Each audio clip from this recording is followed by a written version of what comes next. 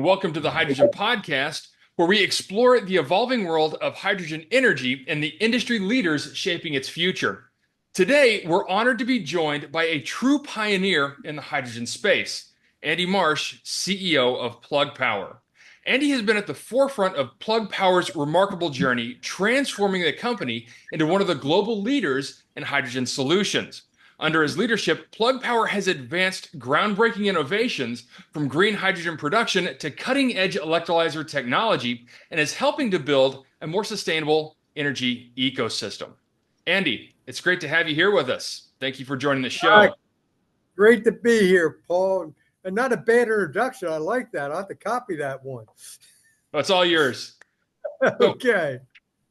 Andy, for those who may not be as familiar, could you give us an overview of Plug Power's journey and how the company has evolved to build a fully integrated green hydrogen ecosystem? So, Paul, we've done a lot over the years. And, it really started about 15 to 17 years ago when we focused on something which wasn't the sexiest thing in the world, putting fuel cells in the forklift trucks. We actually built a pretty good business around it. We deployed over 70,000 units over that time frame with some of the biggest names in the industry, people like Amazon and Walmart.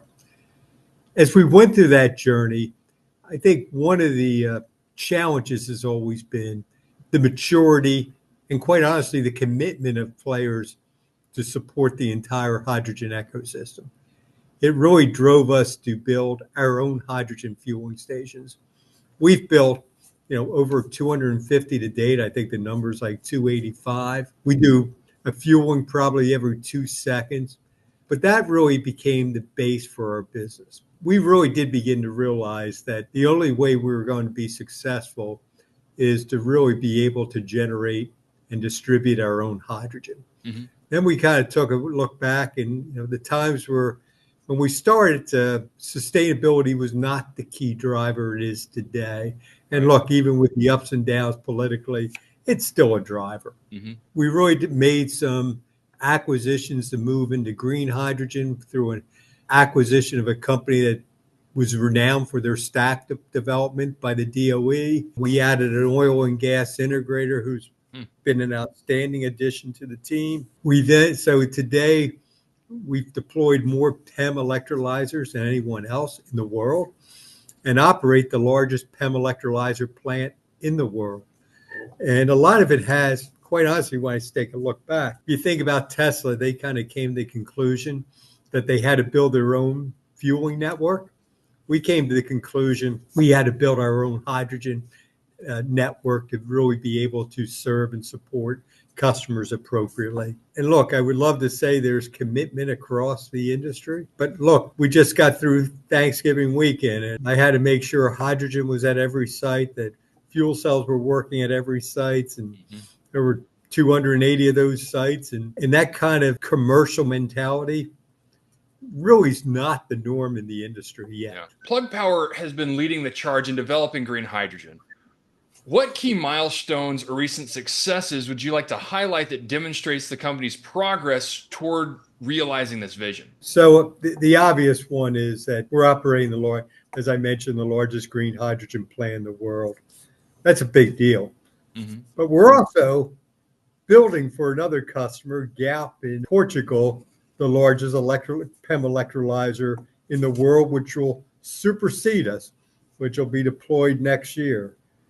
I think the work we're doing in really building out a hydrogen network, we have a plant in Georgia, we have a plant in Tennessee. Mm-hmm. We'll bring online in the first quarter a plant in Louisiana. And, we expect that the DOE loan will go through and we'll be building it, finishing and completing Texas in the next 18 months. Mm. And when we get done with those 4 plants, we'll be the second largest producer in the world of liquid hydrogen. And that's, I think, really uniquely positions Plug. Some really straightforward ones, and one that shouldn't be forgotten. We're doing about 7 gigawatts of basic engineering design packages for customers as they look to build out their own green hydrogen plants. and they're paying me for it. So that shows they're for real. That's right. Yeah. And when you talk about creating a green hydrogen ecosystem, what are the critical components that Plug Power is focusing on, and how do they fit together to create a cohesive infrastructure? Let's talk about the Texas plan. Here's something we don't do, and I have no plans of doing, but we're buying green electricity Mhm. from NextEra. Very competitive price, which allows it for a competitive price for green hydrogen. At that facility, the electrolyzers, which will take that electricity and create green hydrogen, are actually manufactured and deployed by Plug. If you go take a look in the United States, because of our large distances, Mhm. you really need, and if you're moving quantities of hydrogen, you really need the liquefier. Mhm. The liquefier at those facilities, those cryogenic equipment, which takes it down to 25 Kelvin, which is really cold. I think it's about the temperature of Pluto if you were on the surface of Pluto today.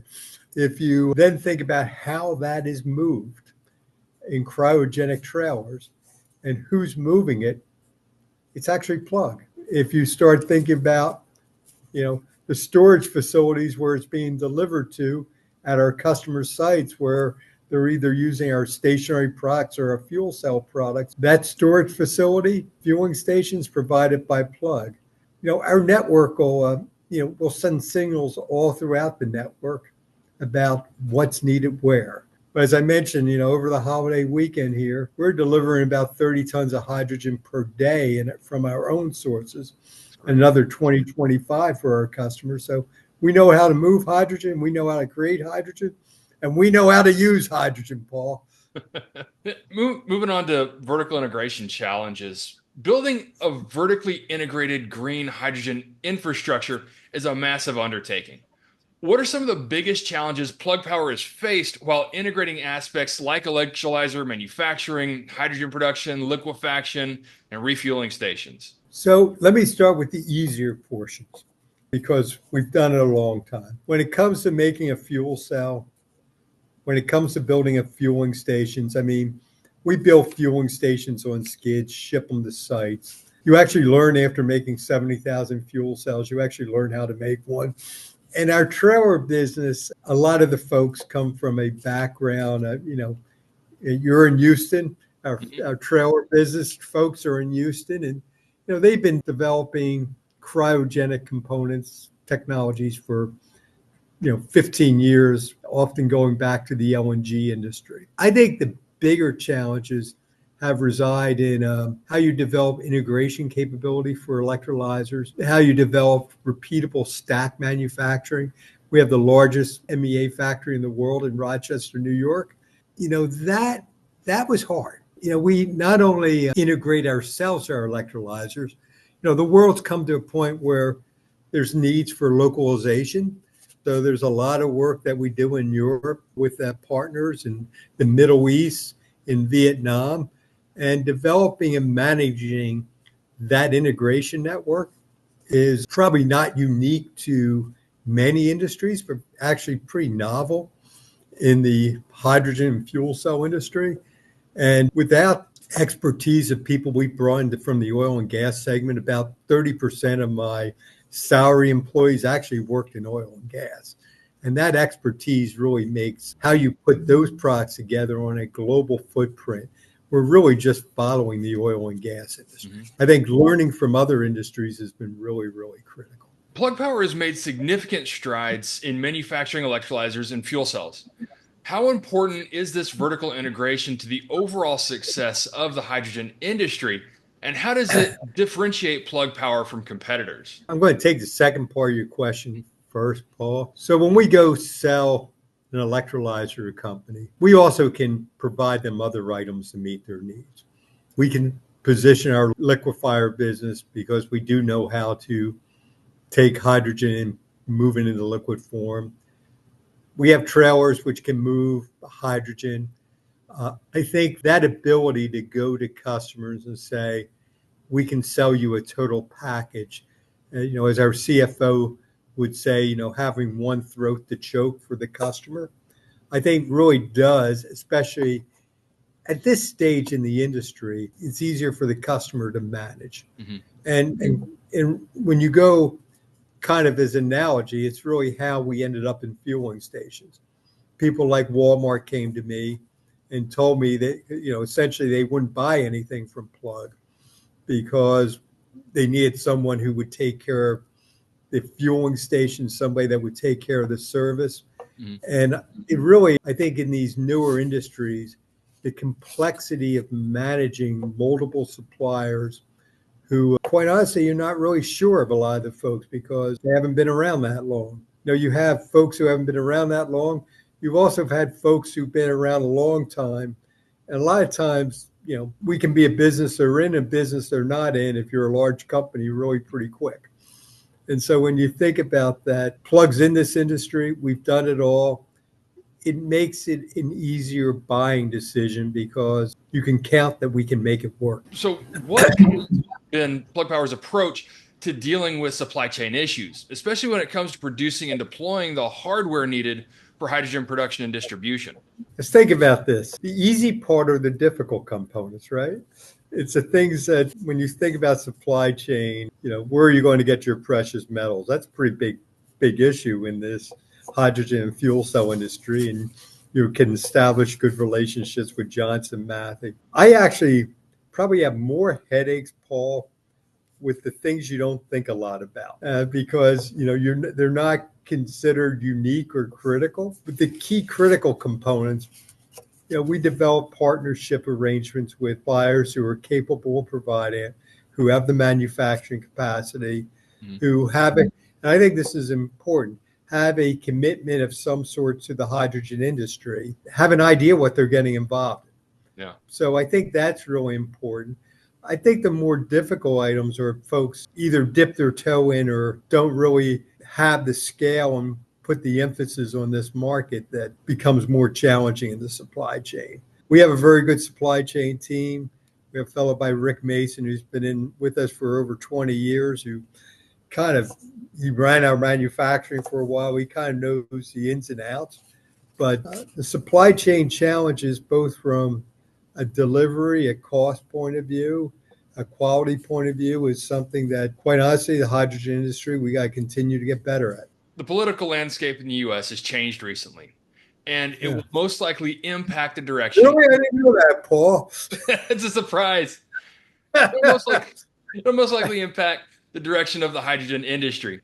Yeah. How do you think the current political climate affects the momentum of hydrogen? Since I've been doing this for 17 years, probably more balanced when it comes to the good and bad potential. I mean, if you go back, the first tax credits and government support for hydrogen actually happened under President Bush. Mm-hmm. The investment tax credit for fuel cells was actually extended under a pure Republican Congress in 2018 with President Trump.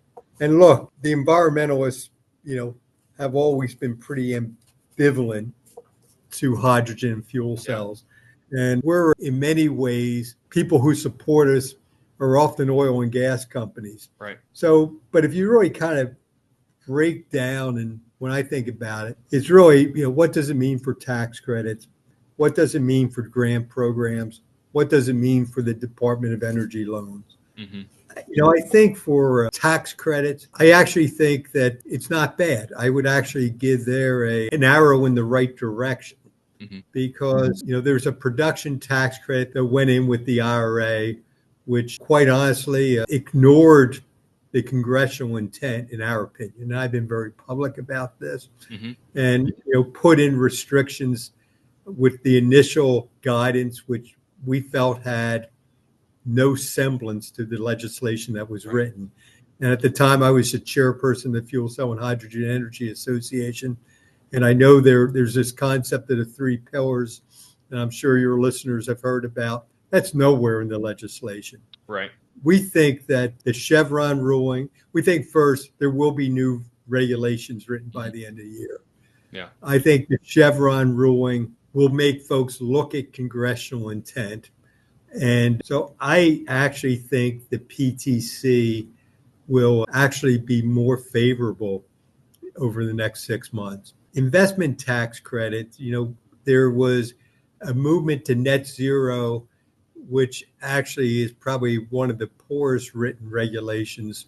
If the PTC regulations were written poorly, the net zero regulations really doesn't even define fuel cells properly. Right. And we actually know that there are 14 signatures to extend the ITC, which is signed on by members of the House who are Republicans. We think that there's an opportunity to revamp what was done with the net zero legislation when the new tax bill comes through. I don't think grant programs and the hydrogen hubs, I think they're probably both will have some challenges. Yeah. We feel pretty good about the plug grants because we've actually contractually already completed those, but I don't expect anything more. And I suspect that people will be looking at grant programs. I think the DOE loan, I think getting it done before the new administration will be important for plug, just because if you go back, there were no DOE loans. With the past is the best predictor of the future. There were no DOE loans under President Trump the first time. So it is important, I think, to get that done sooner. I don't think there'll be a lot of new legislation to help next to what I mentioned with the ITC. But I also would mention that when you look at projects, I think 80% of our supply chain and projects are actually in red districts. And I think that's pretty common for hydrogen and fuel cells. So Congress still matters, right? And the House is very tight, and people like programs in their own districts. So I think that, to me, will temper, activities that may limit the development of hydrogen. What steps then do you believe the industry needs to take to ensure hydrogen remains a priority, regardless of the political shifts that may occur? I think it's really simple, Paul. We got to continue to sell to customers, create jobs, export products like we're doing at Plug. I think politicians are really simple, and I don't mean that in a insulting way. I think they respond to job creation, and I think that's important. The second item is, and I think this goes across both parties, energy and hydrogen are a national security issue. And if the U.S. falls behind, it's us and China at the moment. Right. And regardless of what one's views are on China, the fact of the matter is there is a global competition going on between the U.S. and China. And hydrogen is part of that global competition. And it's one that I think people will want us to win. Right. We had a Plug symposium where we have investors and customers come up. And I had one of our Republican lobbyists there, and he walked through our factory and said, boy, this is exactly what Republicans want when they talk about manufacturing. We just got to help create jobs and create value for American society. And you just kind of touched on this too, but how is Plug Power positioning itself to remain resilient in the face of changing government priorities and political changes? Well, I think the other item is it's not different than an investment fund.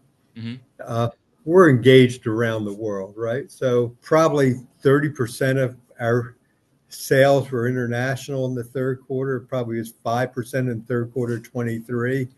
So much of our activity at the moment is going on in places like Europe and Australia. Right. And I think spreading our market around, we become a little bit more immune to shifting political priorities. I actually, as I've mentioned earlier in this podcast, I'm probably much less worried about whether it's an R, whether it's a D. I think both want to make sure the U.S. wins.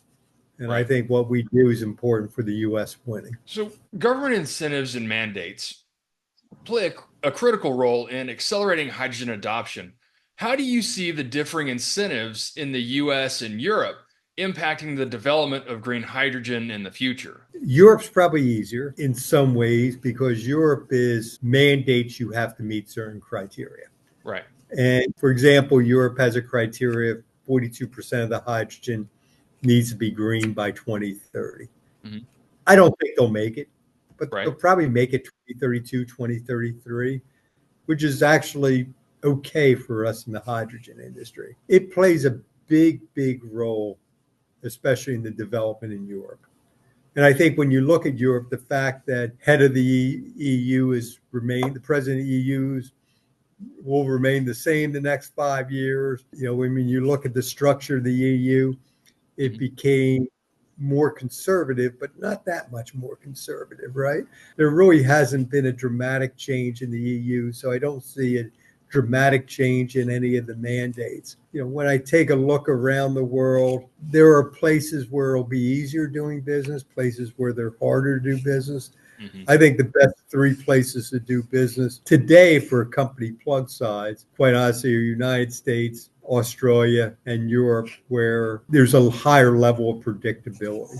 And I can imagine people listening to this say, well, it's hard to predict what's going to happen come January 20th. I think the US is more stable, what social media and what the newspapers will say every day. No politician's going to let the stock market collapse without doing something. Not on their I mean, watch. not on their watch. I think people overestimate politicians are responsive to Mhm. their constituents. And, Right. and look, what happened in the last election was people didn't like the price of shopping Right. at the supermarket, right? And politicians got punished for that. And How does Plug Power navigate the complexities of working with different regulatory environments? And what role do you see for policy in driving hydrogen infrastructure development? I fundamentally believe if you're in energy, the government's involved in energy. When I hear folks talking about the oil, gas, or natural gas doesn't need the government, all I can think is that doesn't really make any sense to me. So the government's involved. So what could the U.S. government today do that could be helpful? And I think a lot of it, making sure the regulations that are put on the book are reflective.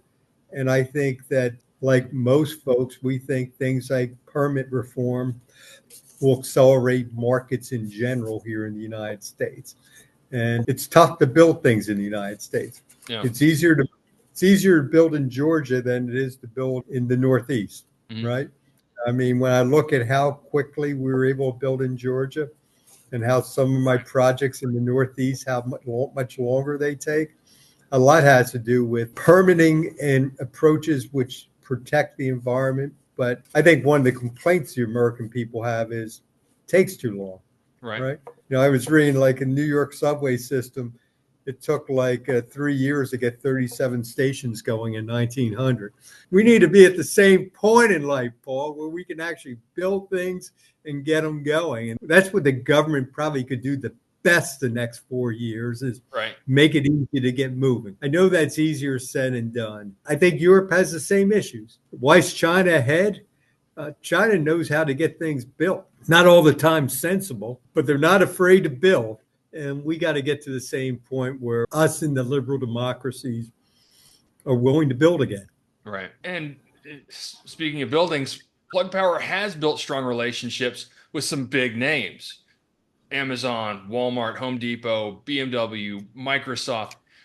Can you share some specific examples of how these companies are using hydrogen and what kind of impact it's having on their operations? No one buys from me because it costs them more money. The value proposition is either for some customers, if you're in food distribution, where they actually have turns, which inventory turns, which approach once a day, Mhm. moving goods fast is really valuable. If you look at it, we help Walmart move their goods about 8% faster in their distribution center than competitive technologies with battery. When people talk about hydrogen cars, they talk about fast fueling, they talk about long range. Mhm. Actually, that's kind of what we do with fuel cells. With other customers, it can be they can reduce their assets because they're moving goods faster. We also have customers you name who use our stationary products that ironically using fuel cells to power electric vehicles because you can't get the grid today. Right. They're just some simple examples of things and offerings that Plug Power has brought to our customers. I love that metric too, by the way. I love that. With customers like Amazon and Walmart, material handling has been a key area. How has Plug Power's technology helped these companies in terms of efficiency and sustainability? They buy it because they either are moving more goods or they can have less assets. And that's really that is the value proposition. On a sustainability front, and actually I should add a third one, getting power is really tough nowadays. One of our large customers wants to improve their freezers at their facilities. Freezers are a big money maker for groceries. Yeah. Something I never knew, but you can't use the latest and greatest freezer technology unless you need power. And actually, by using fuel cells, we reduced their power load, eliminating their battery room.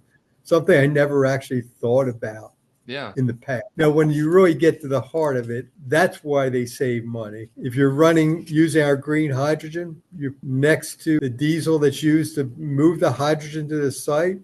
You have a zero emission device at site, and you actually have zero emissions in the generation of the energy. And, at some distributions, 30% of the load is associated with the forklift truck fleet. So it can be a big deal when they look at their sustainability goals. Yeah. So beyond the forklifts and industrial vehicles, are there emerging applications with these partners that you're particularly excited about? I would not downplay our stationary products. And I mentioned we have some where we're powering electric vehicles today, but it is becoming more and more challenging to site diesel engines. Like in California, you can only, and your audience may correct my exact number, but I think it's like 50 days a year you can run a diesel, and that actually becomes quite problematic in certain areas. Hydrogen and fuel cells as backup still start making some sense, especially if you can add functionality, Paul. And this is kind of where data centers are heading. And one of my largest customers runs a lot of data centers. You can see the hydrogen fuel cell products not only could back up a data center, but provide peak power when electricity costs are high. Yeah. And so an opportunity not to take power off the grid or sell power to the grid. And if you really think about where the world is heading, that's really where the world will head in 2035, 2040, when the grid becomes more and more renewable, where you can be generating hydrogen at off hours. 11% of the grid in Germany was actually negative in the month of May, the cost of electricity. Essentially, you can be generating hydrogen for free, turning that into electricity during peak times. And that's really where the world's evolving to. Yeah. And that's actually a world we're evolving to with our customers. Some of those customers you mentioned, we've actually deployed electrolyzers with, like Amazon. So you can start seeing what a future microgrid could look like at the distribution centers we've been deploying products at. Plug Power has been actively expanding its hydrogen production capabilities. Can you provide us with updates on your current plans, particularly in recent developments in Georgia and Tennessee? Both those plants, they're just operating facilities at the moment. I don't even think about them much anymore, Paul. Every day, trucks pull up, they take hydrogen out, and they work. And it's just a typical plant. And Georgia is 15 tons of green hydrogen. We use waste stream hydrogen in Tennessee at 10 tons per day. We're about to bring St. Gabriel's online in Louisiana with our partner Owen, which is 15 tons a day. And 18 months from now, we'll double that in Texas with 45 tons a day of green hydrogen, where we already have a PPA for. Wow. The U.S. Department of Energy offered a conditional loan guarantee, and you mentioned this a little bit ago, of up to $1.66 billion to Plug Power in May of this year to support the development of up to 6 new green hydrogen production plants across the U.S. How is this funding influencing your expansion plans and timelines? Oh, it's important, especially in Texas. Yeah. Right? That's really where the focus is. A lot of work to get it done before the change in administration. And, that is our focus. And, we're working closely with the DOE to make that happen. And that'll allow us to we've invested a great deal in Texas already, hundreds of millions of dollars. It'll really help position us to close that out.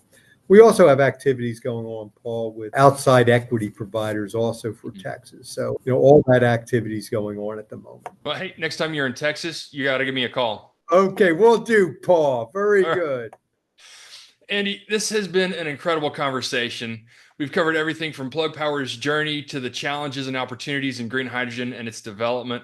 Before we wrap up, are there any final thoughts you would like to share on the future of green hydrogen and Plug Power's role in shaping it? So, Paul, I know it's been a tough 3 years, right? There was this initial enthusiasm for green hydrogen Mhm. back in 2021, and then again, after the IRA passed in 22. Right. What folks see, I never get too excited. I never get too disappointed. But the journey has been the vectors in the right direction. Yeah. Does anyone really believe that somewhere in the next 30 years, the grid's not going to become more sustainable?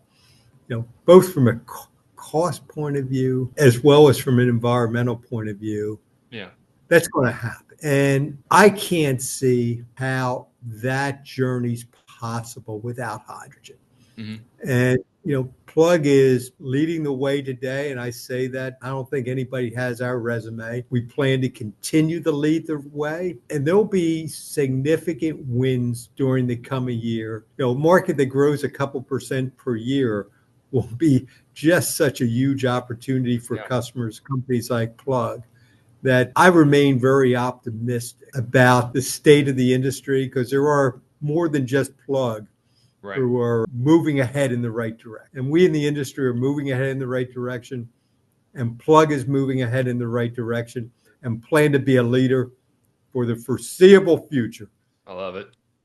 Andy, thank you so much for joining us today and sharing your insights. Thank you, Paul. I appreciate the time.